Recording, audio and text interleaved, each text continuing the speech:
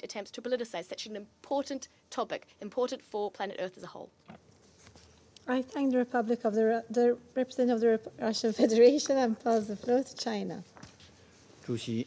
President, the first artificial satellite was launched by mankind 67 years ago, which marks the start of a long journey in the exploration and use of outer space. Today, outer space has become a global commons. where the interests of all countries are intertwined with a common stake, ensuring that outer space is used for peaceful purposes, preventing the weaponization of and an arms race in outer space, and avoiding the outer space turning into a new battlefield, has become the strong call and shared consensus of the international community. Over the past decades, the international community has made unremitting efforts to realize the aforementioned goals by formulating international legal instruments such as the Outer Space Treaty, adopting a number of GA resolutions on outer space security, and conducting extensive technical discussions under the framework of the CD, the DC, the First Committee of the General Assembly, COPIOS, the GGE, and open-ended working group on outer space security, among others. During relevant deliberating processes, it has been generally recognized that current security threats to outer space include both the possible placement of weapons of mass destruction, including nuclear weapons, and other types of weapons in outer space. Also, a certain country has defined outer space as a theater of war, accelerating its buildup of military forces in outer space and creating military alliances in outer space. In the context of all these threats, only by opposing loud and clear an arms race in outer space and promoting the negotiation and conclusion of a new legal instrument on arms control in outer space can we then effectively sustain security in outer space. This is the universal call of the vast majority of member states, especially developing countries. President, as Council members work together to advance outer space security governance, efforts should be made to demonstrate goodwill, enhance mutual trust, and promote cooperation instead of suspecting, criticizing, and blaming each other or stoking confrontation. The main sponsors should value and take on board reasonable suggestions made by other Council members so as to facilitate a consensus on the draft resolution. Rushing the Council into taking action when the parties clearly remain divided will only lead to a divided Council, undermine the Council's authority, and compromise the mutual trust and cooperation among the parties on outer space security. To make the draft text more complete, comprehensive, and balanced, China, together with Russia, tabled an amendment to the text. Regrettably, the amendment was not adopted. The draft resolution that was just voted on is incomplete and unbalanced and does not reflect to the fullest extent the common interests and the shared call of the 193 member states on the issue of outer space security.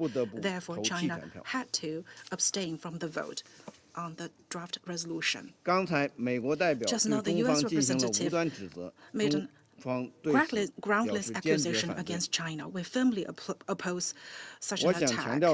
I would like to emphasize that if the U.S. and Japan were truly committed to advance the Council's constructive deliberations on outer space security, then they should focus squarely on the risks of outer space being weaponized and potential arms race in outer space, and they should unequivocally stand for the prohibition of the placement of all types of weapons, including nuclear weapons, in outer space. The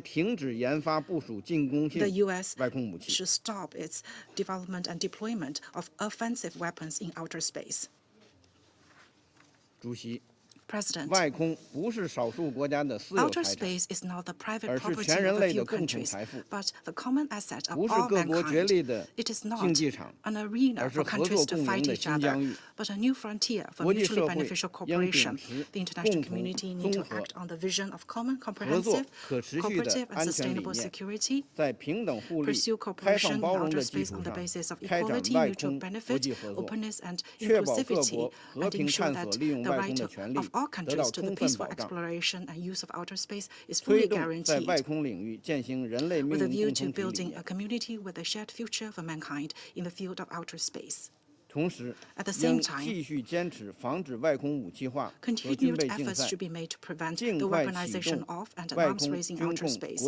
Start without delay negotiations on international legal instruments on arms control in outer space, and ensure that outer space is a peaceful space that can be used for the benefit of all member states and all mankind. In this regard, major space technology countries should play a leading and exemplary role. Let me reiterate that China has always been committed to the peaceful use of outer space and has been cooperating extensively with the international community. China will continue to work hand in hand with other countries to promote the peaceful uses of outer space for the sake of global economic development and social progress, thus making greater contributions to the building of a community with a shared future for mankind. Thank you, President. I thank the representative of China. I shall now make a statement in my national capacity. I start by thanking the United States and Japan for this initiative. We appreciate their skillful leadership and their tireless efforts to accommodate the positions of all Council members. Unfortunately, these efforts face yet another veto by a permanent member of this Council. The Council missed a timely opportunity to adopt its first resolution on outer space. As space capabilities continue to increase, it is the duty of this Council to address these threats to international peace and security. This resolution represented an important step in our efforts to maintain international peace and security. With it, the Council could have affirmed its commitment to ensuring that outer space remains a peaceful domain for the benefit of all humankind. We also stressed that the resolution did not prejudice in any way current discussions on the topic in the General Assembly, including in the First Committee, as well as the Conference on Disarmament. In conclusion, Malta reaffirms its principled position against all nuclear weapons and weapons of mass destruction, not only those deployed in outer space. These weapons threaten our existence and should be eliminated altogether. I thank you. I shall now resume my function as President of the Council. There are no more names inscribed in the list of speakers. The meeting is adjourned.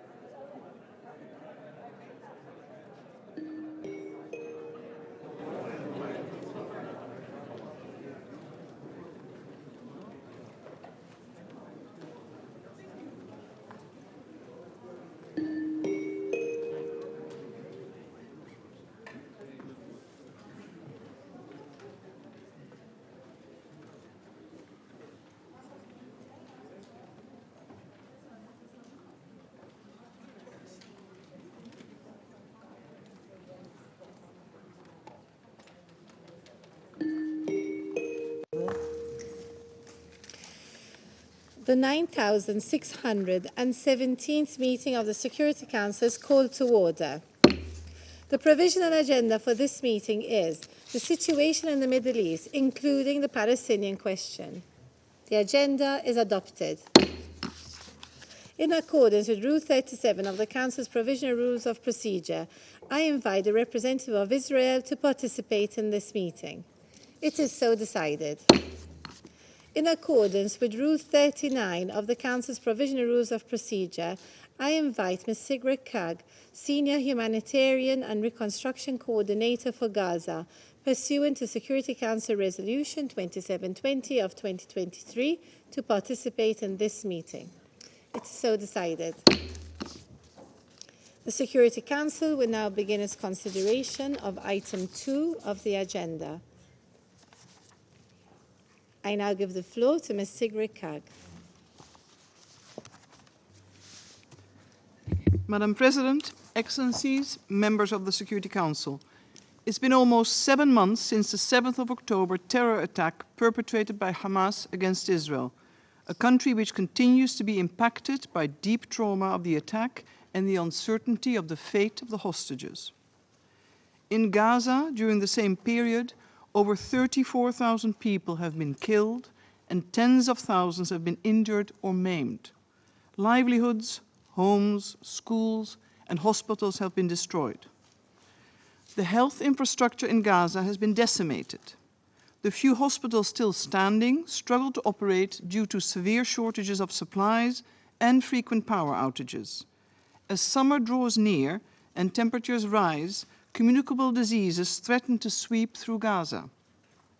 Children, who in every crisis suffer the worst and the most, are deprived of nutrition, protection, and education, their futures hanging in the balance. The scarcity of food and other essential goods has also led to a breakdown in civil order and the gradual unraveling of the social fabric in Gaza. There is no effective law enforcement. As the Secretary General has said, we have a shared responsibility to secure an immediate humanitarian ceasefire in Gaza, the immediate and unconditional release of all hostages, and the unimpeded delivery of humanitarian aid. Madam President, since my last briefing to this Council on the 7th of March, I've continued to engage in discussions with key governments and stakeholders across the region. I've also submitted and discussed detailed proposals with the governments of Israel, Jordan, Egypt, and Cyprus to accelerate and streamline the delivery of goods into Gaza and to ensure a consistent pipeline of goods for safe distribution across the Gaza Strip. Today, I will share with you my assessment of the implementation of Security Council Resolution 2720, including areas where progress has been made or lack thereof.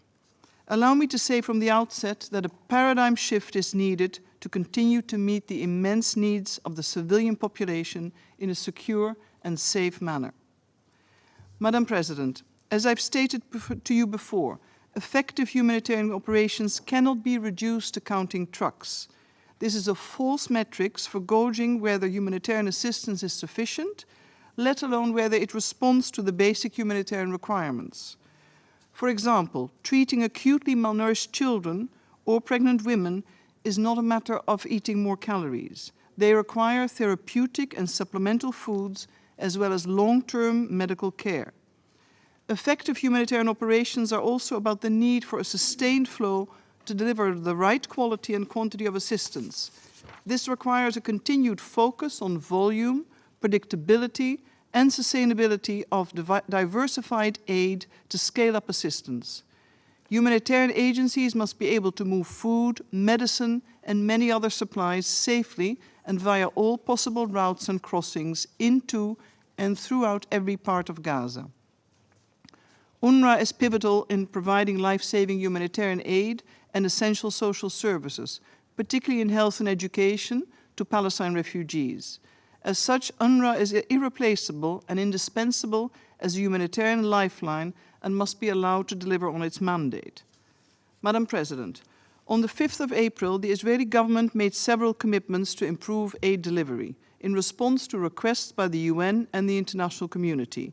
A number of steps have been taken, including an increase in the volume of aid cleared, inspected and crossed into Gaza, the temporary opening of the Eretz crossing and the opening of Ashdod port for humanitarian goods, an increase in the number of trucks entering Gaza directly from Jordan through Allenby/King Hussein Bridge, and an increased access to the north. Preparations are underway for the other northern crossings. Continued use of Gate 96, an expansion of the opening hours of Kerem Shalom, Abu Salim, and Nitzana crossings, the resumption of operations by some bakeries in northern and central Gaza, and the ongoing repair of the Nahal Oz water line. I've also been advised of the approval of critical communication equipment and an increase in the allocation of fuel. Whilst implementation of some measures is ongoing, further definitive and urgent steps are needed to set the course for a sustained flow of humanitarian and commercial goods into Gaza in terms of volume, need, and reach. Given the scale and scope of destruction and the extent of human suffering, every day counts. The UN is in contact with the Israeli government on other measures that need urgent or continuous implementation.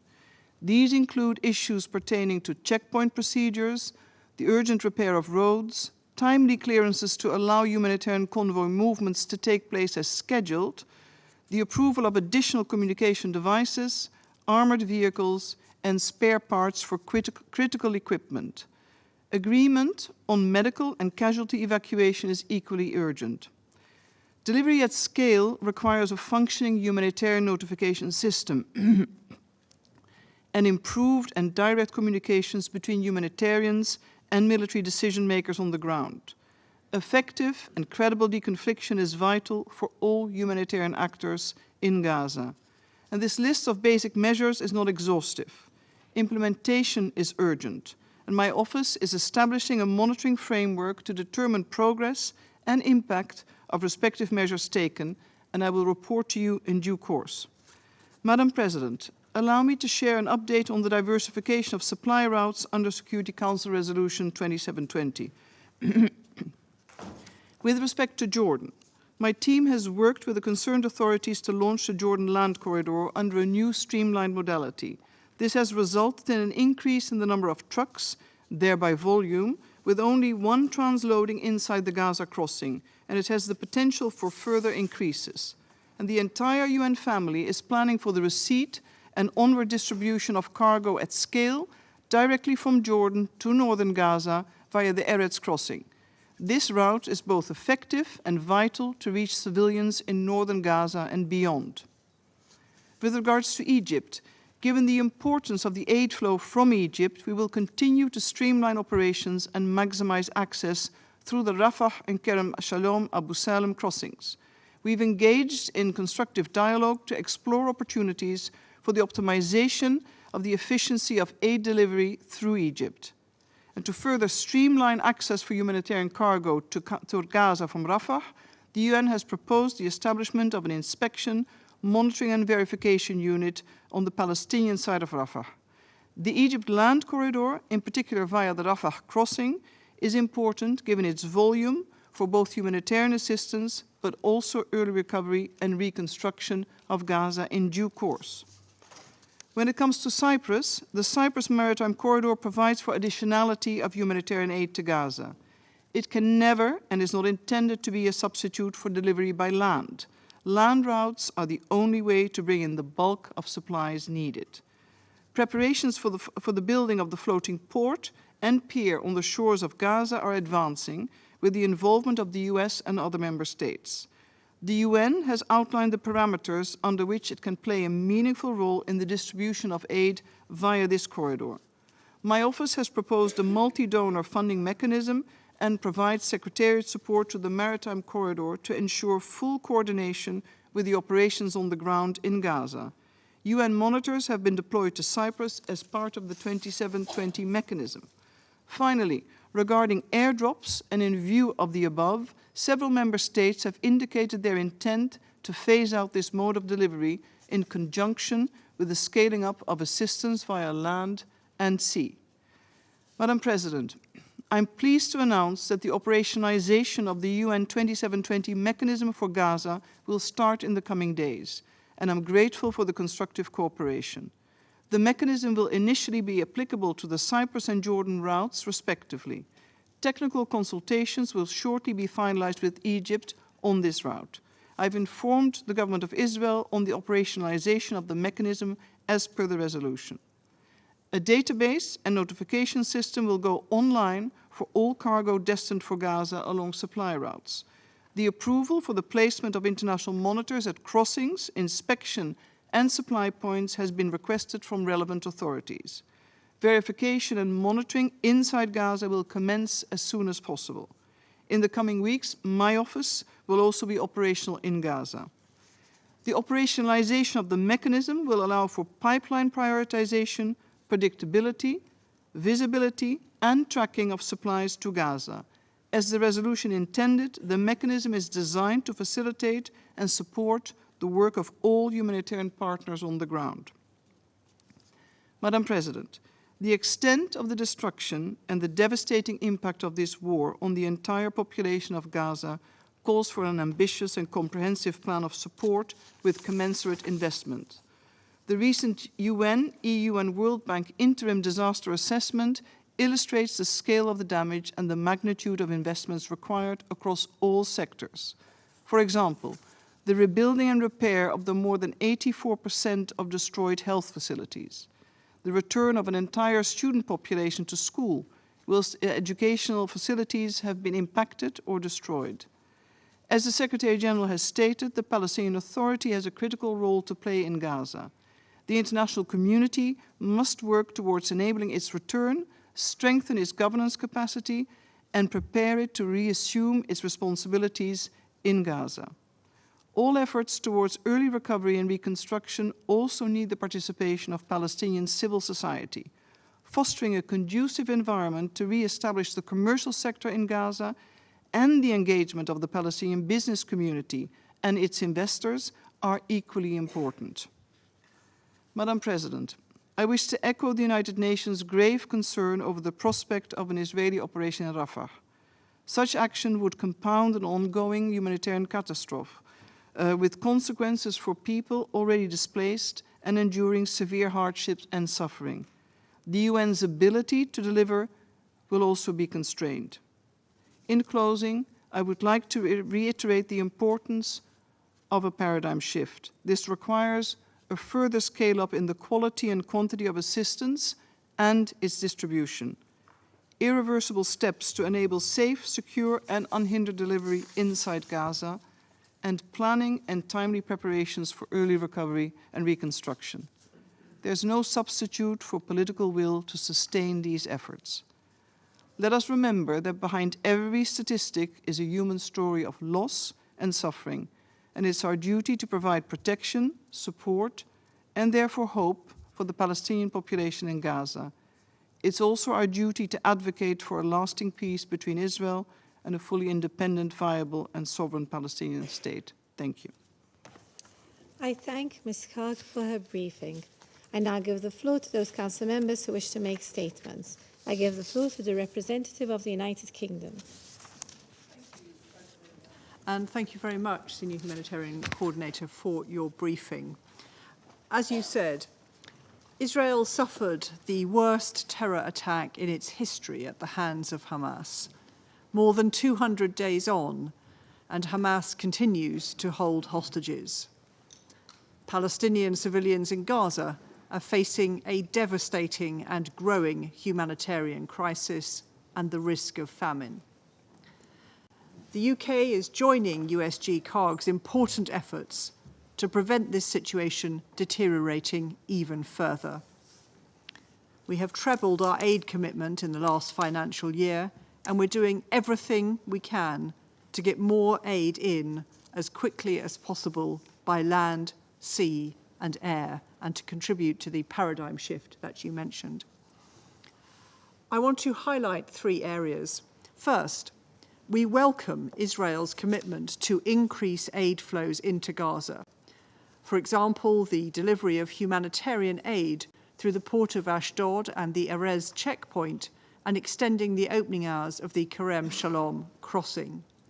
We now need to see more implementation. There has been some welcome progress in this regard, but much more needs to be done. Our Foreign Secretary reiterated this to Israeli Prime Minister Netanyahu on his visit to Israel last week. Second, as well as getting more aid in, it needs to be the right aid. That is why Resolution 2720 is so important. The UK fully supports Sigrid Kaag's mandate to establish a database and a mechanism to track, verify, and coordinate aid. The UK has provided expert technical support to help delivery of this mandate. And the UK will be providing over $3.5 million of additional funding for equipment to support the UN and aid agencies to get more aid into Gaza. Third, once humanitarian aid arrives in Gaza, it is vital that it can be distributed quickly and effectively. We're calling on Israel to improve deconfliction and to allow UN agencies and humanitarian actors unhindered and safe access into and throughout Gaza, and to enable the UN's minimum operating requirements fully.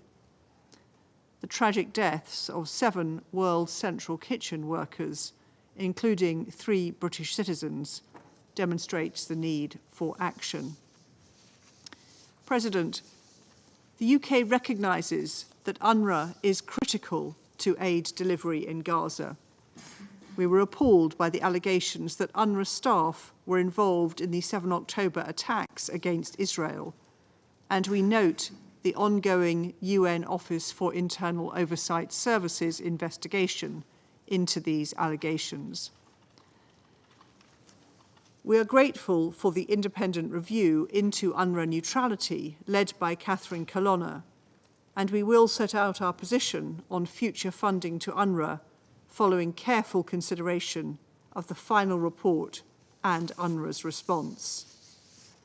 President, the UK remains resolved to working with international partners to urgently secure an immediate pause to get aid in and the hostages out, and then to work for a sustainable permanent ceasefire without a return to fighting and loss of life.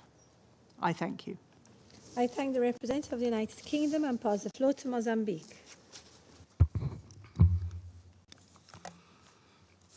Madam President, Mozambique wishes to thank Malta's presidency for convening this important briefing on the situation in the Middle East, including the Palestinian question.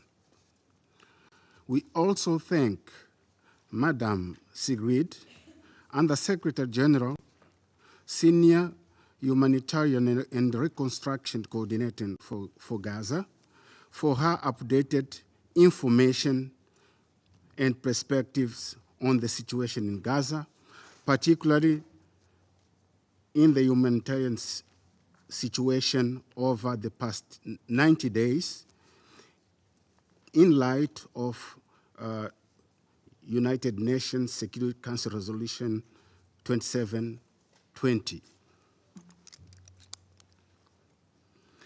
We commend her and her entire team for their unwavering dedication to address this man-made crisis in order to alleviate the immense suffering of Palestinians. Madam President, the Israel-Palestinian conflict has long been a source of tension and tragedy in the region. The recent escalation has resulted in significant loss of life.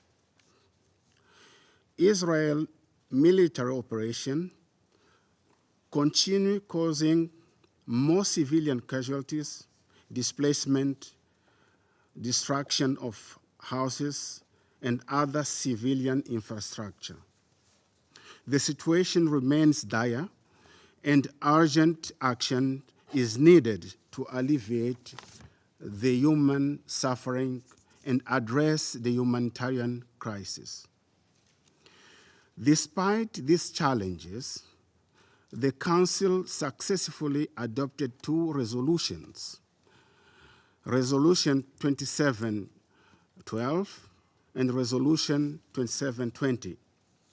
These resolutions were clear in calling for an immediate and urgent humanitarian ceasefire, cessation of hostilities, and ultimately ceasefire, not only to ensure more and better humanitarian aid to those in need in Gaza, but also to allow for unconditional release of hostages and pave the way for the relaunch of the peace process. The hope was that through the demand, urgent actions, the demand of urgent actions, the suffering could be alleviated and steps towards lasting peace could be taken. Deplorably, 4 months have passed, and yet these resolutions have not been fully implemented. The delay in their implementation is a matter of concern. Madam President, the same purposes that guided this Council to adopt the 2 resolutions in December 2023 must strengthen our collective conscience to enforce international obligations under the international humanitarian law and international human rights law. Mozambique strongly encourages the engagement of relevant parties in implementation of these resolutions. We firmly hold the view that encouraging of relevant parties is crucial for implementing these resolutions. We reiterate our appeal to the Council members with influence on the parties to cooperate with the coordinator and her team to fulfill their mandate without delay and obstruction. The Council must unite and speak with one voice to urgently address the pressing humanitarian situation in Gaza. The situation demands immediate, safe, and unhindered access for humanitarian aid to reach those most in need, bearing in mind that thousands of people and families in Gaza Strip are gathering at Rafah crossing border amidst escalating hostilities. Let me, Madam President, underscore that human toll of this conflict is staggering, with innocent lives caught in the crossfire. The call for a ceasefire remains therefore urgent and crucial. Diplomatic efforts and international pressure must continue. I thank you. Representative of Mozambique, and pass the floor to the United States. Thank you, Madam President. And Senior Coordinator Cog, thank you very much for your briefing. Colleagues, the humanitarian situation in Gaza is beyond dire. Starvation has taken the lives of children in the north. Essential supplies are dwindling. Millions have been displaced. At this perilous moment, President Biden has called on Israel to take a series of specific, concrete, and measurable steps to address this humanitarian crisis, protect civilians from harm, and ensure the safety of all aid workers. Israel must do more to prevent civilian casualties, immediately. And President Biden has made clear that U.S. policy will be determined by our assessment of Israel's immediate and sustained action on these steps. Israel has taken some positive steps, but not nearly enough and not quickly enough. And so the United States position is clear. Israel must take immediate action to open additional land crossings into northern Gaza. As Gaza faces imminent famine, lives hang in the balance, and every day matters. To complement and not replace additional land crossings and increase aid flowing into Gaza, the United States is working with our partners to implement a maritime corridor. Part of that corridor entails the establishment of a temporary pier in Gaza from which humanitarian assistance will be offloaded. We welcome the UN's commitment to help facilitate the distribution of aid delivered to Gaza via the pier. Another essential portion of the maritime corridor is the full implementation of Israeli commitments to open Ashdod for humanitarian shipments. As we understand it, assistance will be shipped to Ashdod and then transported through land crossings into Gaza. This is critical, and this needs to happen right away. But it doesn't matter how much aid gets into Gaza if that aid can't get into the hands of Palestinians in dire need. The distribution of aid within Gaza is absolutely critical. The plans Senior Coordinator Cog outlined today are vital to achieving distribution of aid at scale, and we look forward to hearing more about the UN's efforts during today's closed briefing. I want to reiterate the Biden administration's full support for Senior Coordinator Sigrid Kaag, and I again call on Israel to cooperate with the UN's efforts to facilitate the delivery of humanitarian assistance at scale. Colleagues, another factor limiting the distribution of aid has been the repeated failure of deconfliction mechanisms. Since October 7, more than 230 humanitarian workers have been killed. This is tragic and unacceptable. Deconfliction mechanisms are vital. This is how we protect the lives of those who are working to save the lives of innocent people. And so, Israel must fully implement functional deconfliction procedures. It must. We reiterate our call for accountability for incidents in which humanitarian personnel were killed. This includes the deadly attack on World Central Kitchen personnel earlier this month. There must be an additional, independent, transparent investigation. Colleagues, as you all know, this week, Foreign Minister Colonna released her report on UNRWA. We appreciate that UNRWA has taken steps to set internal policies and address its neutrality, but more must be done. And UNRWA must undertake substantial reforms to protect its sustainability and mission. We know this will take time and resources, but implementation of the reforms outlined in Colonna's report will be critical, and the United States will work closely with the UN and other partners to ensure UNRWA carries out its duties in a neutral and balanced way for the benefit of the Palestinian people. Colleagues, I fear many have lost sight of the fact that it is Hamas that set this conflict into motion on October 7 when it carried out a heinous attack on Israel, slaughtering concertgoers, burning people alive, committing unspeakable acts of sexual violence. Let's not forget this important fact. The United States has been clear from the beginning that we fully support Israel's right to self-defense, and that support is ironclad. But we have also been clear that as Israel continues to pursue the destruction of the remaining elements of Hamas, we are opposed to a full-scale military operation in Rafah, which would have catastrophic consequences for the civilian population. We reiterate our call for Israel to produce a credible and actionable plan to protect the civilian population in Rafah and address the humanitarian needs of those who have sought refuge in the south. We are deeply concerned by the massive internal displacement within Gaza and the risk of forcible displacement from Gaza. Israel must act in compliance with its obligations under international law, full stop. Colleagues, Since October 7, so much suffering and pain, death and destruction has played out before our eyes on all sides of this conflict. Now more than ever, we need an immediate and sustainable ceasefire as part of a deal to release the hostages by Hamas, which will also allow us to scale up humanitarian assistance to Palestinian civilians.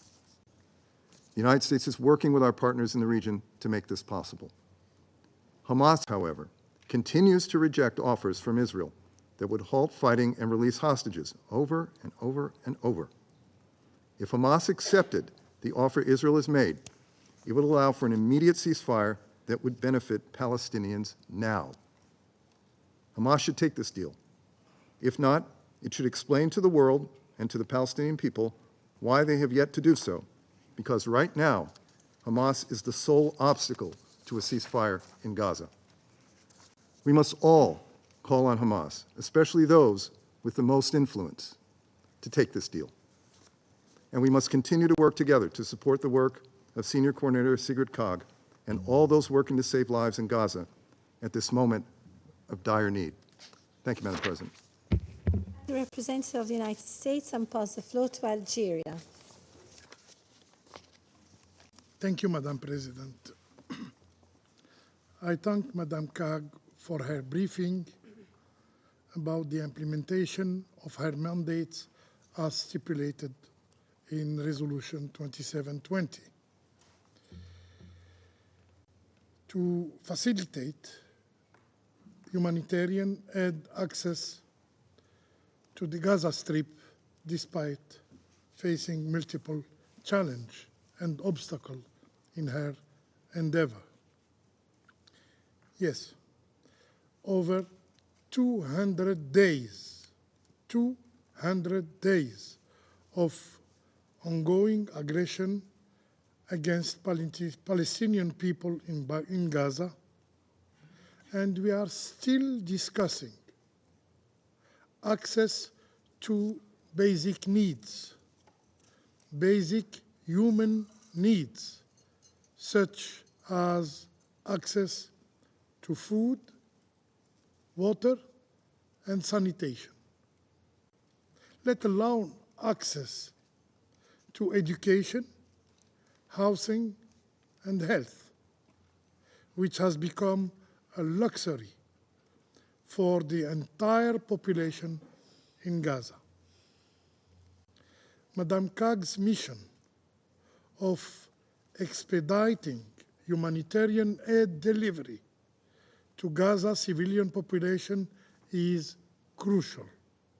However, more than 4 months after Resolution 2720 adoption, despite Madam Kaag and her team's efforts to establish a UN mechanism for accelerating humanitarian relief in Gaza, this call remains unanswered, and the mandate not fully implemented. The international community,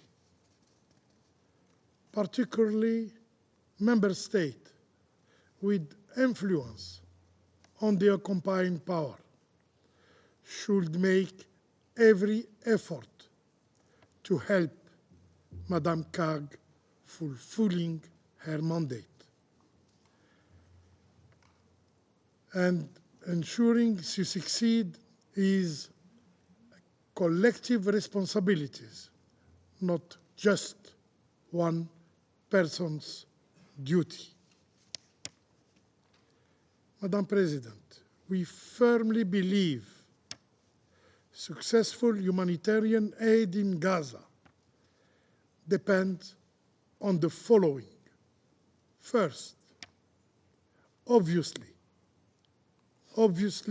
an immediate and lasting ceasefire. Safe humanitarian action throughout Gaza cannot be ensured without a ceasefire. The past 6 months clearly indicated this. as said by Sharon Donnelly, an International Rescue Committee Senior Vice President operating in Gaza. What's increasingly clear is that the deconfliction process is a fiction. It doesn't provide any guarantees of safety. Only a cessation of hostility can help meeting civilian population needs. Otherwise, humanitarian actors will deliver aid at risk of their lives. Second, unhindered humanitarian access. This requires opening all crossing possible and using them at full capacity.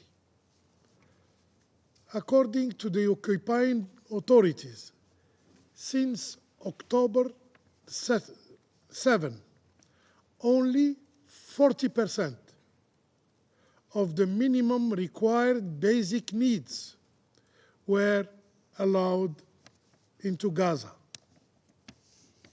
After killing, I should say assassinating, humanitarian workers from the World Central Kitchen,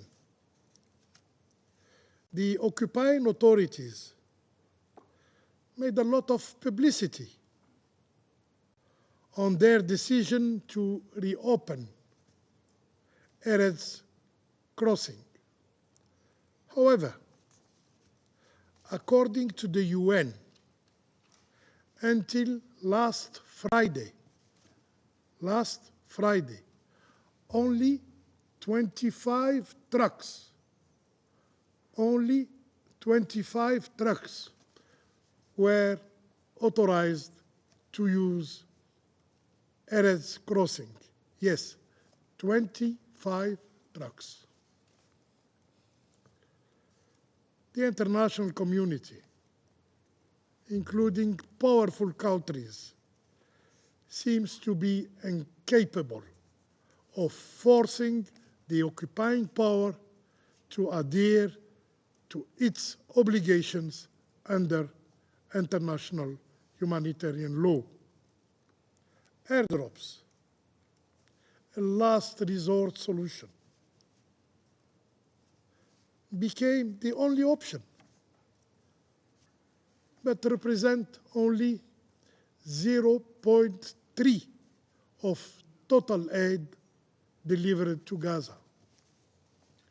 The maritime corridor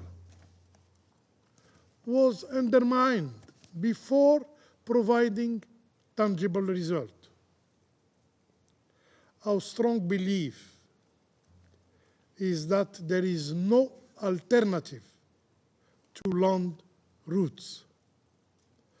All crossing must be reopened now.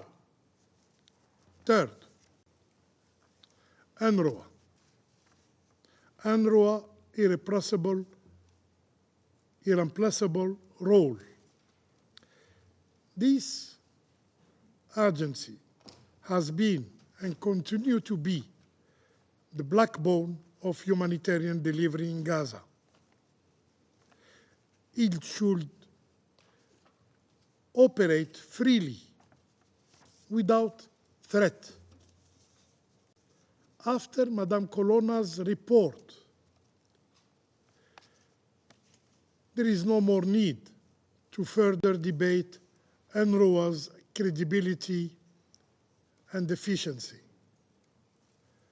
The report stated that UNRWA possesses a more developed approach to neutrality than other similar UN agencies or NGOs entities.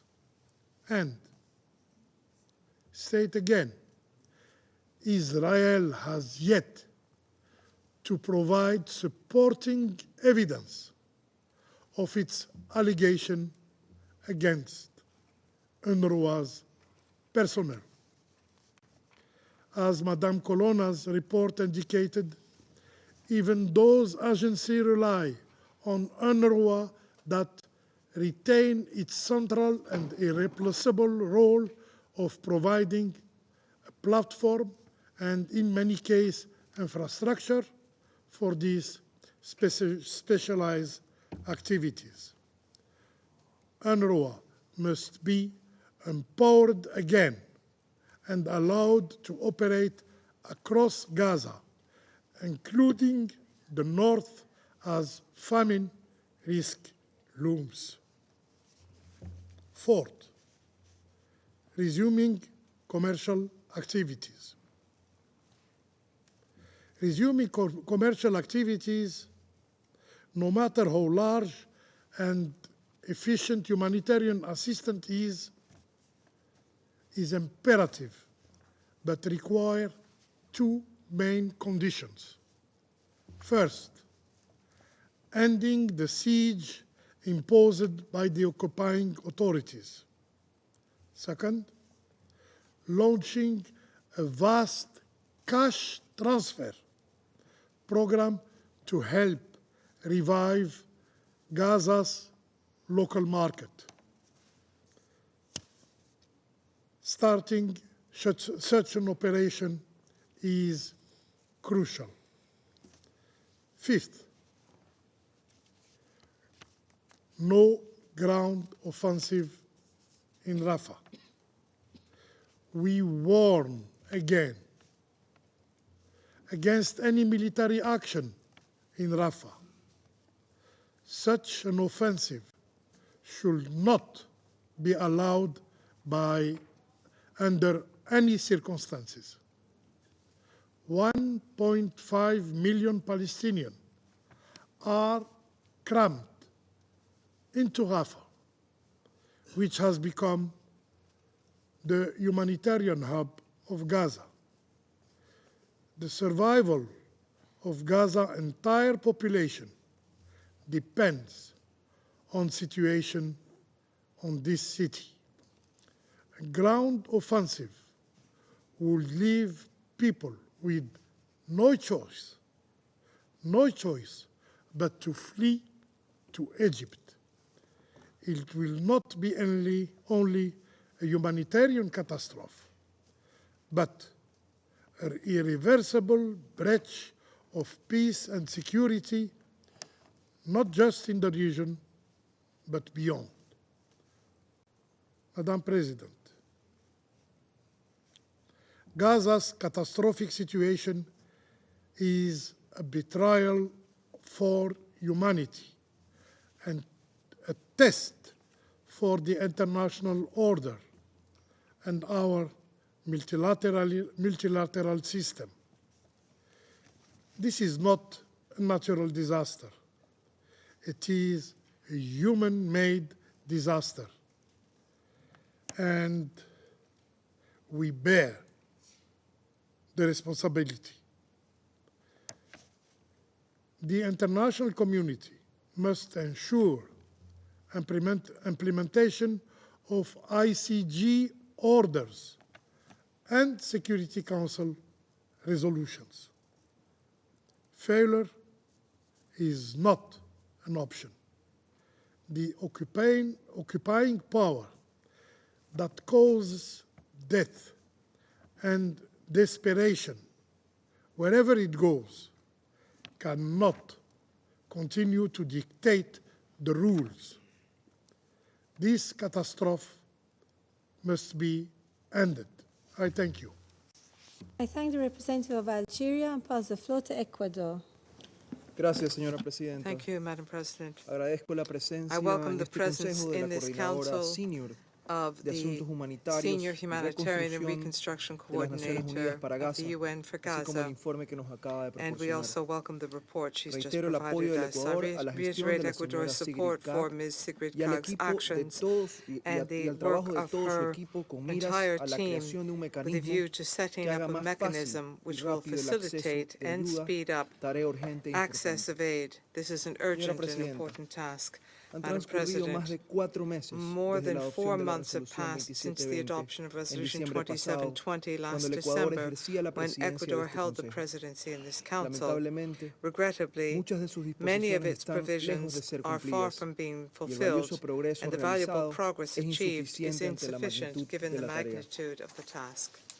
The civilian population in Gaza must have access to the aid it needs at scale, consistently and predictably. Food, water, sanitation, electricity, telecommunications, medical services are all essential for their survival. My country has repeatedly called for humanitarian aid to be provided and distributed without obstacles. We have done so since the beginning of the war in Gaza last October. For that reason, Ecuador welcomes the efforts to diversify the aid routes and the supply lines by land, air, and sea, and encourages pursuit of these efforts despite the problems and the challenges faced. In terms of operational difficulties to ensure entry of aid to Gaza and distribution in the Gaza Strip, we must recall that Security Council Resolution 2720 requires the parties in the conflict to cooperate with Coordinator CAG without delay and without any obstructions. The adoption of immediate measures to guarantee the delivery of basic services and humanitarian aid has also been provided by the ICJ in the provisional measures issued in January and in March. Security Council resolutions and the provisions of the ICJ must be respected. In terms of the mechanism to speed up the supply of humanitarian relief to Gaza, my country hopes that this mechanism can be fully operational as soon as possible so that it can contribute to alleviating the shortages the civilian population face. In conclusion, Madam President, I reiterate Ecuador's condemnation of the atrocious terrorist attacks by Hamas on the 7th of October and any act of violence against civilians, including sexual violence. And we would reiterate our call for the immediate and unconditional release of all hostages, and at the same time to guarantee humanitarian access to address their medical needs as required by this Council's resolutions. Thank you. Representative of Ecuador and pass the floor to Guyana. Madam President, I thank you for organizing today's briefing and thank Ms. Sigrid Kaag for the updates provided on her work pursuant to the mandate outlined in Resolution 2720. The pressing need for a ceasefire in Gaza is driven home forcefully once again in what has been laid out to the Council this afternoon. The humanitarian situation in the Gaza Strip continues to worsen as it remains subjected to Israeli bombardments from air, land, and sea. The death toll stands at a staggering 34,000 plus. The number of those injured has surpassed 77,000. These figures should shock our collective conscience and compel us to bring this war to an immediate and just end after more than 200 days of unimaginable horror. Madam President, the provisions of Resolution 2720 are clear on the obligations of parties to the conflict. They must comply with international law, including international humanitarian law. This entails ensuring inter alia the provision of civilians and civilian objects, humanitarian access, and the protection of humanitarian personnel and their freedom of movement. It also entails upholding the obligation to ensure the provision at scale of urgently needed basic humanitarian services and humanitarian assistance. These obligations have not been met, in clear defiance of the legally binding orders issued by the International Court of Justice on 26 January and 28 March 2024. Of particular note is the order of the ICJ that Israel take all necessary and effective measures to ensure, without delay, in full cooperation with the United Nations, the unhindered provisions at scale by all concerned of urgently needed basic services and humanitarian assistance, and I quote, including by increasing the capacity and number of land crossing points and maintaining them open for as long as necessary." End of quote. The unavailability of sufficient land crossing remains a major hindrance to humanitarian efforts in Gaza, compounded by excessive inspection processes. Guyana reminds Israel of its obligations to allow, facilitate, and enable the immediate, safe, and unhindered delivery of humanitarian assistance at scale directly to the civilian population throughout the Gaza Strip. We call on Israel to honor those obligations. We take note of Ms. Kaag's extensive efforts in extremely challenging circumstances, including towards the establishment of the UN mechanism, and reiterate Guyana's continued support for those efforts. Guyana also stresses the importance of guaranteeing the safety of humanitarian personnel for scaling up humanitarian assistance in the Gaza Strip. An unprecedented number of humanitarian workers have been killed in this war, principally because of non-compliance with international humanitarian law. Humanitarian workers have been directly attacked, as seen in the killing of the 7 World Central Kitchen team members. Others have fallen victim to indiscriminate shelling because deconfliction and notification mechanisms are not functioning adequately. Madam President, allow me to draw the Council's attention to 3 important points. First, while it is crucial to scale up humanitarian support and increase access across Gaza, this alone will not save lives. For humanitarian assistance to be delivered effectively and at scale in a sustainable manner, there must be a permanent ceasefire. Second, Palestinians must not be expected to subsist on humanitarian aid for any lengthy period of time. For the preservation of their dignity, conditions must be created for them to build their own livelihoods. Re-establishing the means for trade and for the market to thrive is essential. I stress again that a secure environment is paramount for this to happen. A ceasefire is indispensable. Deciding to increase humanitarian support to Gaza while delaying a decision about a ceasefire is self-defeating.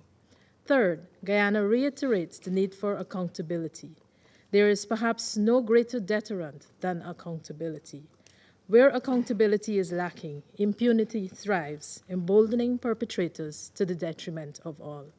In the case of Gaza, impunity has brought disproportionate consequences for women and children, who are the vast majority of those being killed and maimed.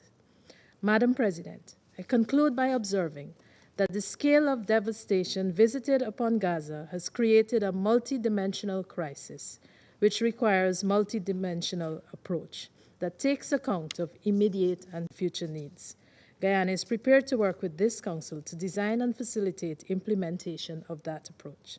At the heart of that approach must be the creation of a free and independent state of Palestine in accordance with the pre-1967 lines. This is our duty. I thank you. I thank the representative of Guyana for her statement, and I now give the floor to the representative of the Russian Federation. Госпожа председатель, Thank you, President. благодарим старшего координатора Would like to thank the Senior Humanitarian Reconstruction Coordinator, Ms. Sigrid Kaag, и for стремление изыскать возможности для наращивания and for гуманитарных поставок seeking по НКЛА в to соответствии find с резолюцией opportunities Совета to Безопасности grow 2720. humanitarian relief consignments to the Как enclave известно, мы as the воздержались при Security Council принятии Resolution парламента резолюции, 2720. предусматривающей в том числе As you know, we создание abstained механизма on ООН that для resolution, содействия доставки гуманитарных which грузов в Газу, inter alia calls for the establishment of a UN mechanism for assisting the delivery of humanitarian relief consignments, the parameters of which we're discussing today. Причина The отсутствия в reason этом we документе abstained прямого is that this требования document does not прекращения directly огня, demand a что ceasefire, является which is a ключевым key условием для precondition обеспечения for беспрепятственного safe and и unfettered безопасного доступа к нуждающимся. and safe and unfettered access to Вместо those in этого в need. нем фигурирует некое создание Instead, условий для it set прекращения forth насилия в Газе. information about the creation of conditions for cessation of violence in Gaza. We warned that these ambiguous formulations, ambiguous wording would be interpreted by Israel as the green light, and that's exactly what happened. Colleagues, we're tired of repeating it. Against the backdrop of the Israeli military operation in Gaza with comprehensive support from the US, it's been going on for 18 months now, properly assisting the population of the enclave is simply impossible. It's patently obvious. Humanitarian aid workers are unarmed.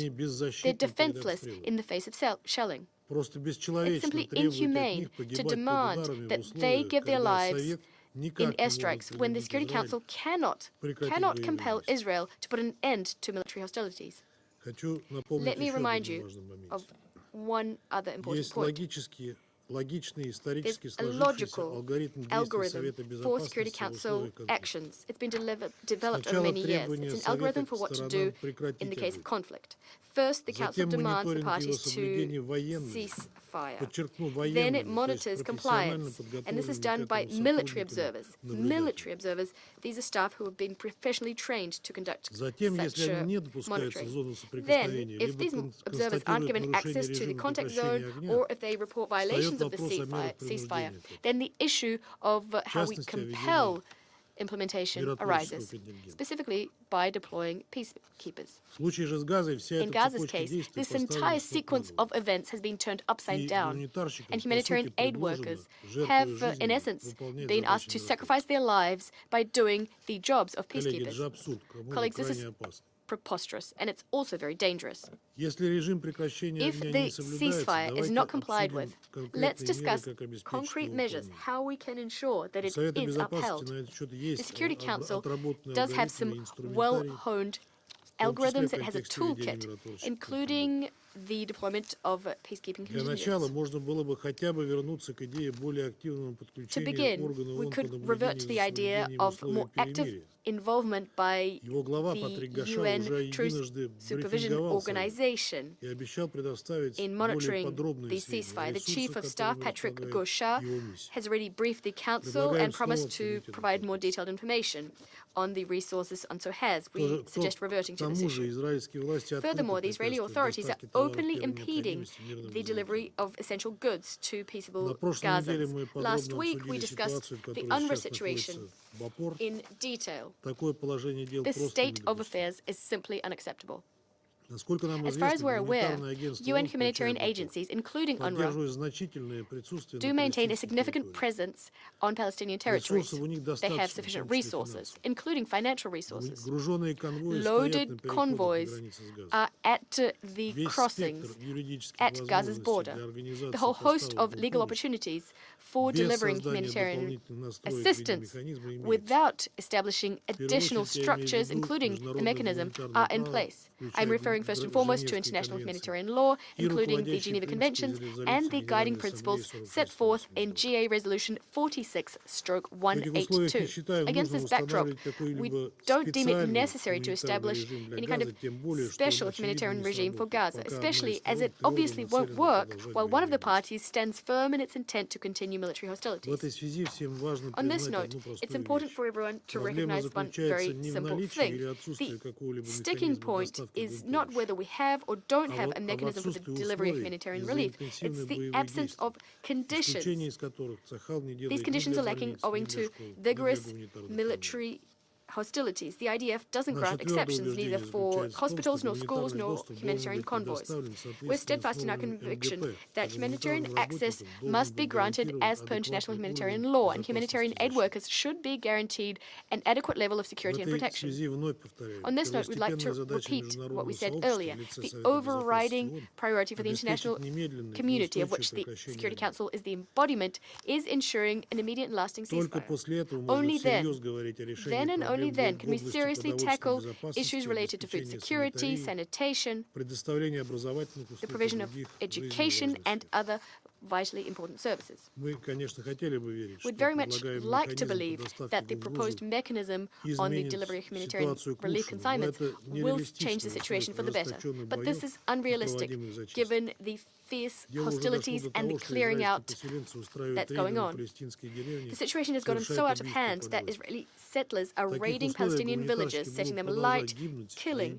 Against this backdrop, humanitarian aid workers are going to continue perishing. The one-stop shop that's proposed within the framework of the mechanism will hardly help. President, since our objective today is to have a focused discussion on the concept note regarding the modalities for the mechanism's operation, I'd like to ask its authors a few questions. My main question is, do we have consent from the Israeli and Palestinian sides for the application of the mechanism? Were the details of the entry of humanitarian supplies discussed with them? If there were discussions, who did you specifically discuss this with?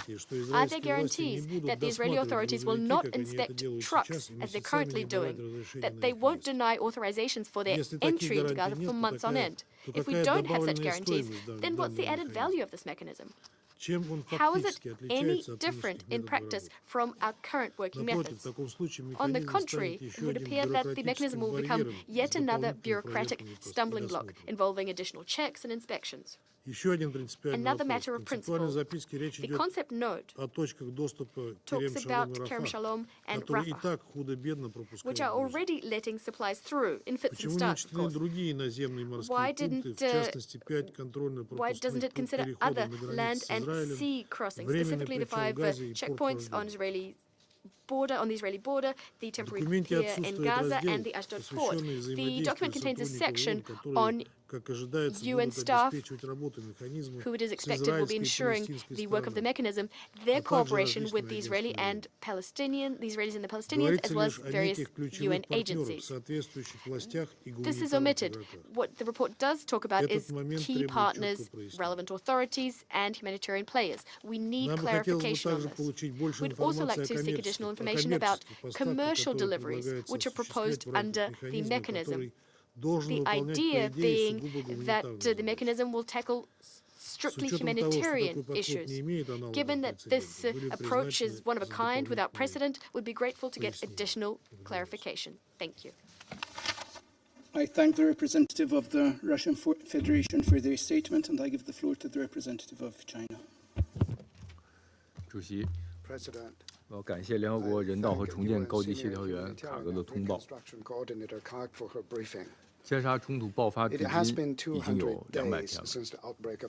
这200天里，我们目睹了饥饿、饥荒的蔓延、医疗系统的瘫痪、无辜生命的消逝、上百万民众在死亡边缘的绝望与挣扎。没有任何理由可以为延续冲突辩护，也没有任何借口可以为杀戮平民开脱。国际社会必须汇聚一切努力，缓解灾难，拯救生命，平息冲突。我讲3点。第一，我们对加沙人道灾难持续恶化深表关切。安理会第2721号、2720号和2728号3份决议，国际法院2份临时措施命令都明确要求扩大加沙人道主义。但却始终没有得到有效执行，人道物资准入仍然面临种种人为设限。如果这种局面继续下去，必将造成更多平民因饥荒和疾病死亡。我们敦促以色列开放所有陆路过境点，保障人道物资快速、安全、大规模进入加沙，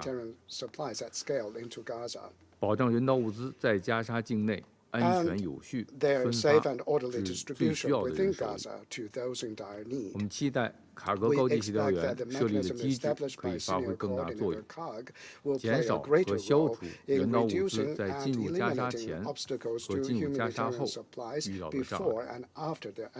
以色列应为包括卡格高级协调员在内的所有人道机构开展工作提供配合。第二，我们支持联合国近东巴勒斯坦难民经济和工程处继续发挥作用。To guarantee aid delivered by humanitarian agencies is the responsibility of the occupying power. Hunger cannot be weaponized, and relief cannot be politicized. The independent review panel led by Ms. Corona has released its report, noting that UNRWA has had in place for many years a significant number of robust mechanisms to ensure UNRWA's neutrality and its ability to respond to and hold those accountable for non-compliance in a timely manner, and it has far more such mechanisms than any other UN agencies. At this point, the debate on UNRWA's neutrality should come to an end.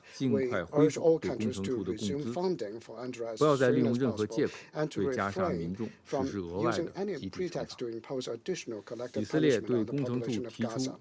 Israel made serious allegations against UNRWA linked to terrorism, for which no evidence has yet been shared. We are concerned about this. China reiterates that without solid evidence, it is unacceptable to attack UNRWA maliciously and even make false accusations against the entire UN system. Third, we again call on the Council to push for an immediate ceasefire in Gaza. More than 6 months of harsh reality has made it abundantly clear that a Gaza under fire does not have the conditions needed for aid delivery. Council Resolution 2728, which clearly calls for a ceasefire in Gaza, this is indisputably binding, and all member states are obligated to implement it. We are gravely concerned about Israel's frequent bombardments of Gaza in recent days. We urge Israel to immediately cease all military operations against Gaza and abandon its offense plan on Rafah. Countries with significant influence on Israel should be impartial and play an active role in realizing a ceasefire. China supports the Council in taking further actions to ensure the implementation of the resolution. Thank you, President. I thank the representative of China for their statement, and I give the floor to the representative of Sierra Leone. Mr. President, I want to thank Ms. Sigrid Kaag, Senior Humanitarian and Reconstruction Coordinator for Gaza, for her very comprehensive briefing. My delegation recalls Resolution 2720, which calls for this position and for the establishment of an effective UN mechanism for providing humanitarian aid to the people in the Gaza Strip. The Senior Humanitarian Coordinator's role of facilitating and expediting humanitarian aid in Gaza is especially critical at this juncture, given that 1.1 million people are projected to face catastrophic levels of food insecurity in the region. Regular updates from OCHA on the situation in Gaza confirm that the volume of humanitarian supply entering Gaza since the start of hostilities in October 2023 is far below the approximately 500 trucks per day estimated by UNRWA to be needed to meet the basic essential food, health, and other needs of the people there. Sierra Leone acknowledges the enormity of the task of increasing the quantum of humanitarian aid into Gaza to minimize the impact of the conflict on civilians, especially on women, children, and other vulnerable persons. We commend the continued engagement and consultation by the Senior Humanitarian and Reconstruction Coordinator since her appointment with the IDF and other stakeholders in the region on removing the significant humanitarian access constraints to ensure unfettered access via all routes, air, land, and sea into the Gaza Strip. Such a consultative and well-coordinated approach is essential for seamless aid distribution to address the urgent and continuing needs of the people there, especially in the current environment of heavy bombardment and ongoing clashes. Additionally, we anticipate that an established UN mechanism as stipulated in Resolution 2720 will resolve current operational constraints, improve collaboration with humanitarian actors in the region, and increase their delivery capacity throughout the Gaza Strip. Mr. President, in supporting the Office of the Senior Humanitarian and Reconstruction Coordinator and ensuring she delivers on a mandate to facilitate, coordinate, monitor, and verify humanitarian relief consignments to Gaza, my delegation will continue to call for, 1, an immediate humanitarian ceasefire in the Gaza Strip as stipulated in Resolution 2728, to enable full, rapid, safe, and unhindered humanitarian access to all civilians, an absence of which will only stifle progress. In this vein, we request the Office of the Senior Humanitarian Coordinator to coordinate efforts with UNRWA to ensure that the Palestinians get full access to humanitarian aid. 2. In reminding parties to the conflict of their obligations under international law, we draw their attention to the consequences associated with blatant violations. We urge parties to the conflict to prioritize the survival, security, and dignity of all civilians. We further call for a functioning humanitarian notification system and a stable communication network that will guarantee the protection of United Nations and other humanitarian personnel and enhance the efficient delivery of essential commodities. Sierra Leone reiterates its call for the immediate and unconditional release of all hostages held by Hamas, and in the interim, demands that access be granted to the ICRC and all other humanitarian workers to visit and support the victims. In closing, Sierra Leone reaffirms its support to the good office of the Senior Humanitarian and Reconstruction Coordinator and stresses the need for the requisite resources to be made available for an efficient service delivery. As a Council member, we'll continue to participate and engage in processes that seek to broker peace and improve the lives of the civilians in both Palestine and Israel. I thank you. I thank the representative of Sierra Leone for their statement, and I now give the floor to the representative of the Republic of Korea. Thank you, Mr. President. I also thank Senior Coordinator Sigrid Kek for her very useful, informative briefing on the implementation of Resolution 2720.